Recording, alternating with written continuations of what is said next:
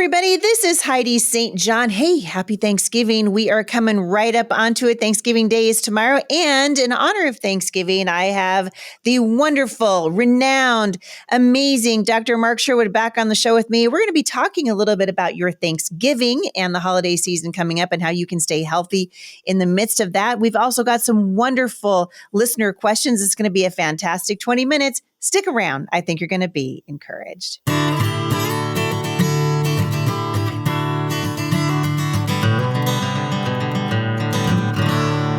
All right, you guys. So tomorrow is Thanksgiving, and you guys heard me last Friday tell you why I think it is so important that you maintain family traditions and that you take some time to celebrate. We have a lot to celebrate. The world's on fire, and yes, you turn on the news and things are really weird, but we still have a lot to be thankful for. This is a great opportunity for you to take some time, establish some traditions with your family, come before the Lord, say thank you, eat some really good food, and basically just generally chill out. All right. So I'm excited right now because Dr. Mark Sherwood's back on the show. We're going to be talking about it. Hey, my friend, welcome back. Thank you. And happy Thanksgiving Eve to you. This is like a big sort of day before the big day. I know. And I can tell you, so my family and I are coming back today from Mount Hood. So we've been up there since Monday. So we go up there Sunday, actually, Sunday after church. So Sunday, Monday, Tuesday, come home on Wednesday. And then we're just cooking up a storm. So we've been hunting for a Christmas tree and hanging out with our kids up in the mountains. And now we're going to be just cooking up a storm. I love. Mark, we need to celebrate. I love this time of year. We do. And a lot of people sort of lose sight of the original beginnings. I mean, understand the Pilgrims came over, and half of them died the first winter, and they're trying to figure out how to survive. They build this sort of pact with the Indians that are there, and they figure out a way to celebrate life. I mean, isn't that what it's about? It's celebrating life. It's not about what we got going on in the world. They had two people, couldn't have been different. But boy, they sat down and they were thankful. So I think that's perspective. Yeah, I agree. And even though the universities are trying to ruin it and the Biden administration is trying to ruin Thanksgiving and rewrite the narrative, you know what? You and I have talked about this before, but I feel like the left just ruins everything it touches. Everything it touches turns to crap, as Trump rightly said. But not Thanksgiving, not this year. You said right before we started recording that you actually have a wonderful little, is it like a booklet or something? I'm going to put it in the show notes today for our listeners that has some really great recipes for Thanksgiving dinner. So tell us a little bit about it because I'm salivating thinking about it. Yeah, I do. Several years ago, I did these cooking segments for a local television section or a TV station. And, not that good at cooking. Is there anything that you haven't done? I'm just trying. I'm just trying to think I did some cooking segments and all the things. You're a police officer. You're a doctor. You're a power lifter. For goodness sake, there, I guess so. You're a Renaissance man. But I was doing this little cooking segment, and Thanksgiving came up, and everybody's used to eating like terrible food and all this stuff. So I took it upon myself to figure out a way around it. So crazy. Because we can eat good food, right? You don't have to ruin Thanksgiving. Good food should taste good. Great taste, man. It's got stuffing. It's got pie. It's got what we would consider a mash sort of a recipe, and it's got your turkey, and it is all in this little recipe book that I made. Cooked the meal. They didn't know it was like healthy stuff. They loved it, and they were shocked live on air. So I'm going to make sure that. You have that. You'll have that for everybody that they can get it in the show notes if they want to, and just in time. So start in the morning, you guys, and you'll have enough time to get it done. That's right. And hopefully people were smart enough and took their turkeys out of the freezer and they're defrosting those bad boys because it's hard to do. It's hard to do that on Thanksgiving morning. We always tell people on Monday, take that thing out of the deep freeze and defrost it. But really, I know you and I are on the same page with this. Thanksgiving is worth celebrating. We should be celebrating with our families, right? Celebrations are important. Traditions are really important. Do you guys have traditions in your family? Yeah, for us, it's been a time of, I think you mentioned in the intro, chilling out. It's a time that, we just don't do much.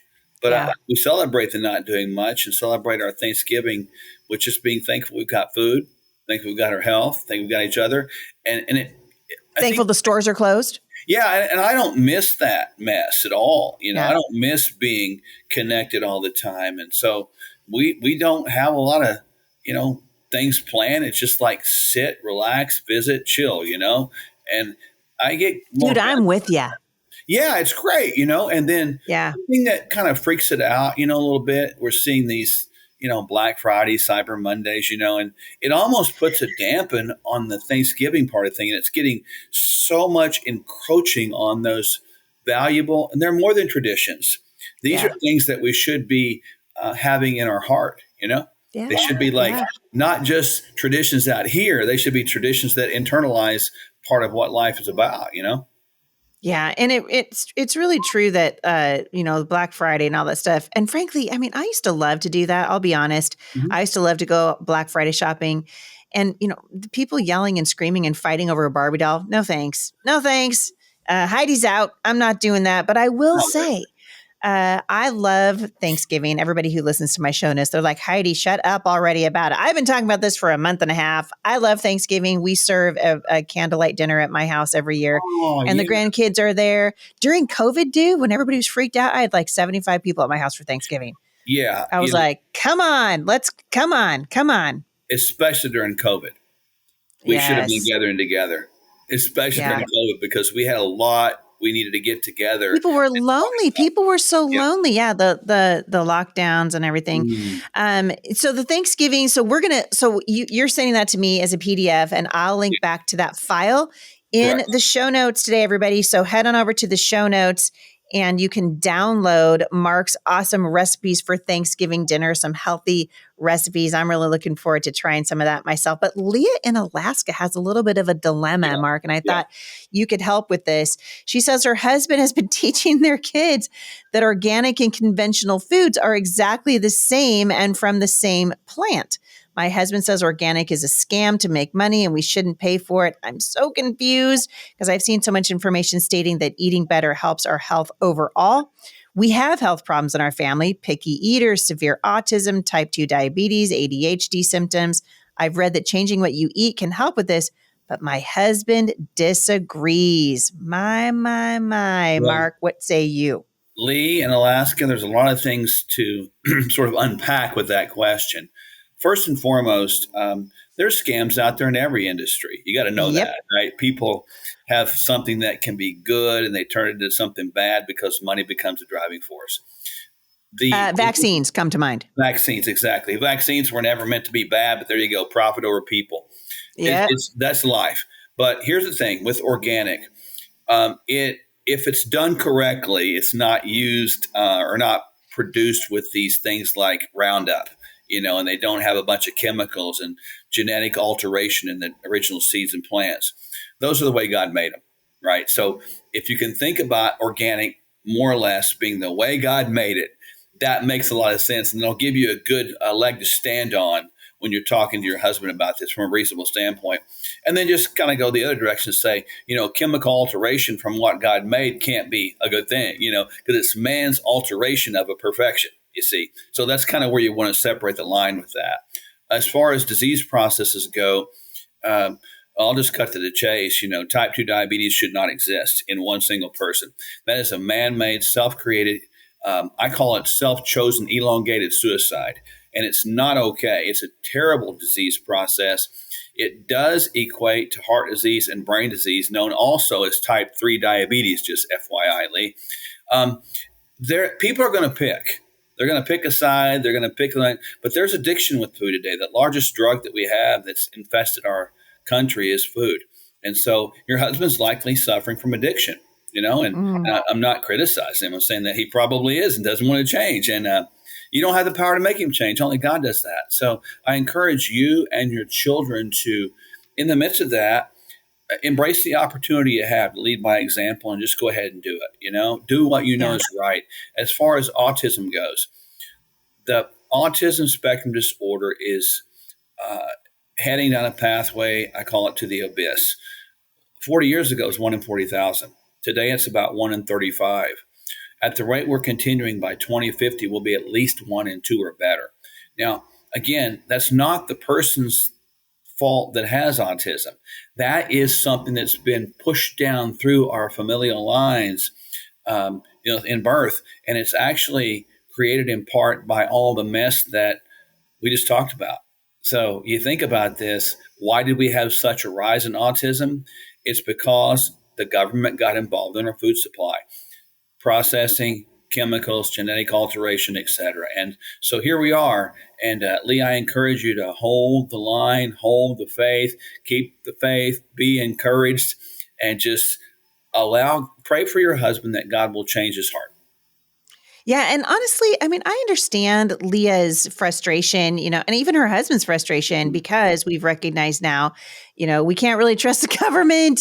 And someone says it's organic, maybe it's not organic. And I'd just like to add to that, hey, if as often as possible, buy from local farmers. Go to your local farmers market. This is a great way to get access to truly organic food. But I think when you're looking for an organic label in the United States, you really do want to look for that USDA certified organic label. They actually do go through a process. There was a new USDA regulation that came out. I want to say it was March 20th or something, that will allow for additional oversight and certification points in the supply chain for organic products. They did that because there were a lot of people that were saying, oh, it's organic, but it really wasn't. So what we're trying to do is exactly what you said, Dr. Mark. We're trying to avoid Roundup on our food. We're trying to avoid that. Have you read about Appeal? Have you? Yeah. You probably have. Yeah. What in the world? That Bill Gates, man, I'll tell you what right now. Wow. I noticed that Costco put a statement out a couple of weeks ago saying they're no longer going to carry it. So they don't carry any products with Appeal on them. Of course, it's a chemical covering, a coating that they're putting on fruits and vegetables to keep it from going bad. Yeah, it looks... That can't be good. No, it looks like a piece of plastic fruit is what it looks like. It looks like something you would get the old plastic fruits and put them on the table for just modeling purposes. That's what it looks like. And because I've seen it, and it's getting so common now, chemicals in our food supply. Bill Gates et al., they're making it normal for people to use chemicals, and it's becoming a problem, and it's making us sick. And I think, as we've talked about many times, the real enemy to our country and to our freedom is us from within. And we've got to wake up to this. And by the way, Lee, in Alaska, you have a great opportunity living up there in the Great Tundra. I'm sure there's caribou, there's wild caught salmon. I know there's some halibut up there, some flounder. You can absolutely have some of the finest food on planet Earth right there in your great state. Yep. And it's important to know that I would tell this to your husband. The main difference, I think this is what Mark and I are trying to say, the main difference between organic and non-organic is that the organic crops are produced on farms that have not used synthetic herbicides and pesticides. Right. That's what we're trying to get away from. The food, he's right, isn't he, Mark, that the food itself isn't inherently more healthy, right? If it's organic, the point is it doesn't have the pesticides on. Well, I guess it does make it more healthy, but broccoli is broccoli, right? So what we're trying to do is get broccoli that doesn't have pesticides on it and herbicides and fertilizer. And I'm pretty sure they have to be able to say that they haven't done that for 3 years before they can get a certified organic rating from the USDA. Also, I'll go out on a limb and just say I'm a super fan of Costco's organic food section. They have the frozen blueberries, so you can keep this stuff in your freezer all year round. Have a good, really great smoothie in the morning. Hey, I have a tip. I learned something. You want to hear it, Mark? You want to hear it? Want to hear it? I do. Yes. Okay. So I'm on Instagram. Instagram has killed my feed, by the way. If you guys are listening to this, can you please share my page? They sent me a notice. So in fairness, they told me they were going to do it. And they said, we're not going to show your page to people anymore. And man, they're legit straight up killing me over there at Instagram. So if you guys are listening to this, share my page, because it's kind of discouraging. I feel discouraged about it.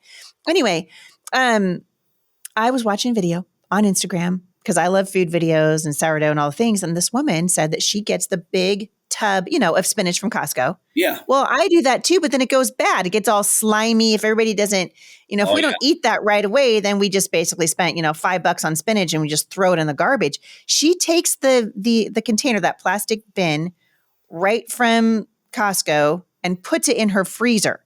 Freezes it. Freeze dry. And she freezes the spinach. And then she showed me her, she showed Instagram her box of frozen spinach. And it's like crispy. And she said you can use it for soups and stews. You can use it for smoothies. So I did that last week. I bought it and I put it right in the freezer to see what would happen. And ding, ding, ding, winner, chicken dinner. It totally works. The spinach looks great. It can go straight into your smoothies and it won't go bad. So you can actually freeze it and you could actually take some of it out and leave some of it frozen. That's a brilliant trick. I love that. That's great. We're going to start doing that too. Super great. And then you just take out a handful at a time, put it right back in the freezer, and then no more slimy spinach. Hey. Come on. That's worth the whole show right there. I'm telling you, man. Come on. I was super happy about that. All right. Sarah in Idaho wants to know if you could talk about important supplements for her 10-year-old son. He plays hockey and she wants to give him good foods, but she's not really sure. She says she knows you've talked about this a lot, but she's wondering, can you just give her like three really good important supplements for her 10-year-old, her active little 10-year-old. And people can find these, by the way, at sherwood.tv/Heidi. Hit us, Dr. Mark. What you got? That's right. And this is what I recommend that you do, Sarah, for the 10-year-old. He's very active. You're going to feed him well. I know that. But you're going to still be lacking some certain things. You need to put that young man on vitamin D. So I would recommend for him Bio DK dose of 1. Now, that's 5,000 IUs. It's not going to be too much for him. Don't worry about it, especially living in Idaho, right? Secondly, I would put him on, if he can, any issues with gel caps, I'd put him on 2 gel caps of Bio-Omega 1000 to get him omega-3s, right? I think that'd be amazing. And then for a multivitamin, I would go active, nutrient, chewable. And the dose on that is 4. And so at that 3-point approach right now, you're going to cover the D, the omegas, and your multivitamins and minerals. And he is going to love it. And I'm telling you, it will help his performance, recovery, rest, etc. Yeah, his body's going to love him for that. Sarah in North Carolina wants to know if you can discuss for a moment ADHD from a Christian perspective. She says there are books and podcasts out there, but they get too worldly in certain aspects. Yeah. And so she's just wondering, what is the faith perspective on ADHD? Well, Sarah, I'll start here. God did not make anyone Ritalin deficient. Just think through that for a moment. Let that soak in there, right? So ADHD and a lot of these other quote unquote disorders that are used as diagnosis dump boxes today.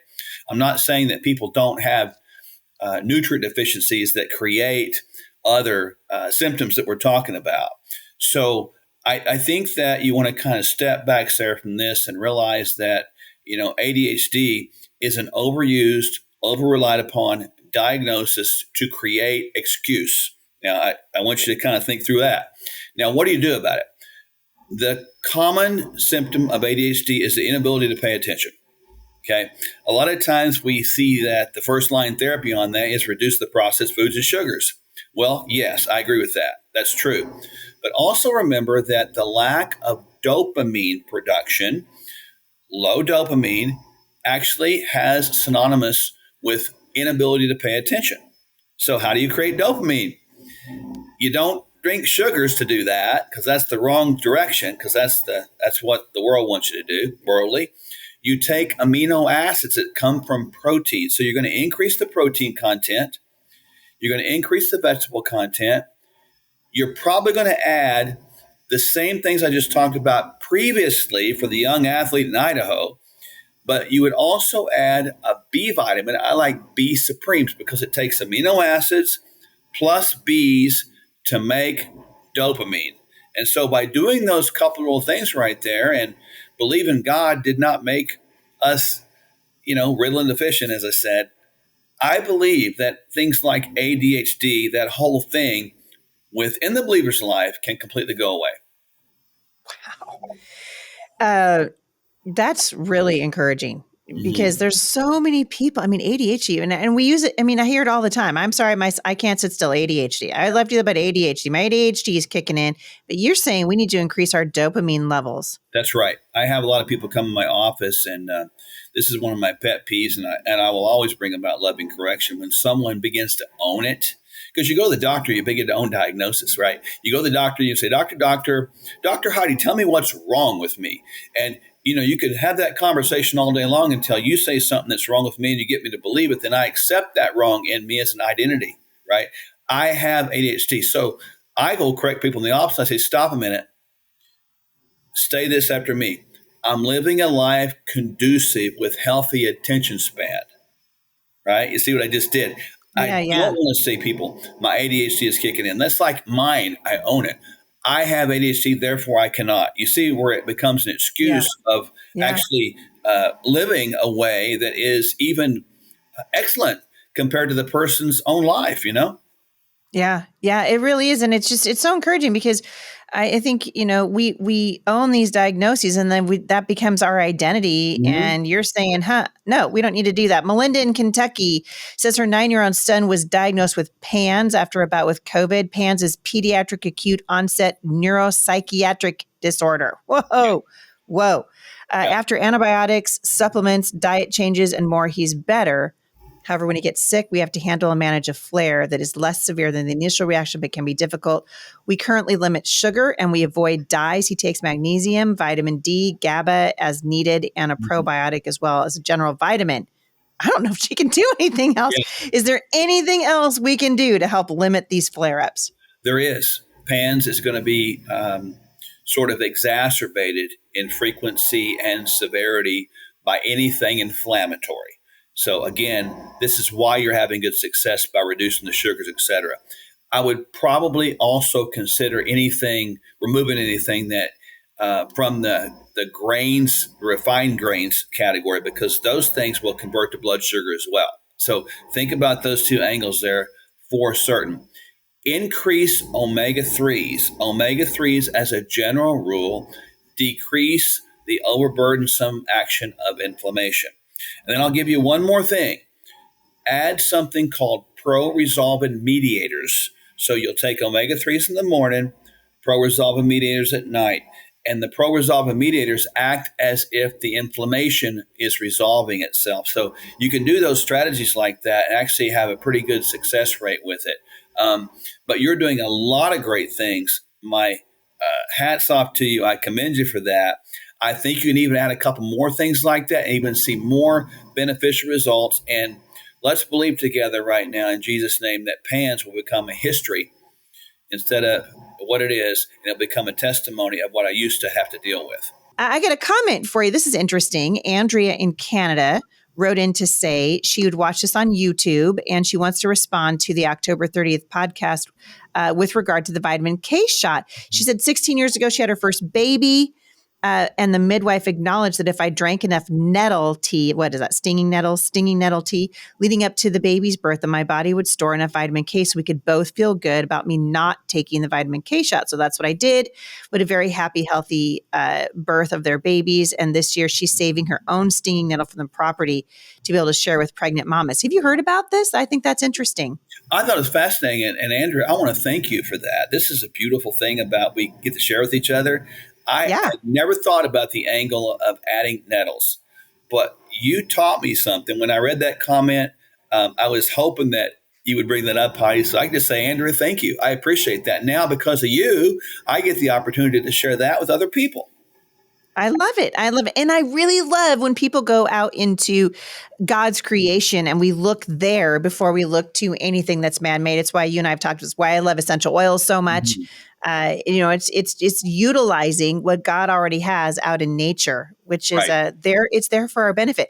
All right, one more today. Courtney in North Carolina says, I have a lot of pain in my upper left shoulder, mainly in the collarbone clavicle area. I've had X-rays in the past, and I'm told it's arthritis. She's 36 years old.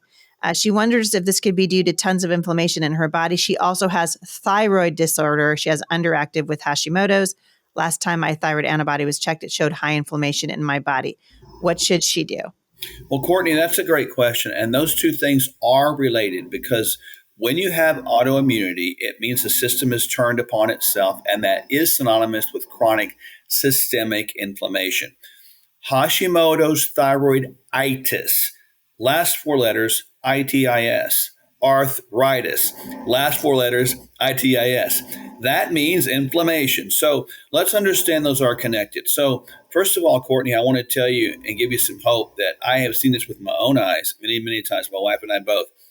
If you get on a good plan, if you want to reach out to us, we'll help you.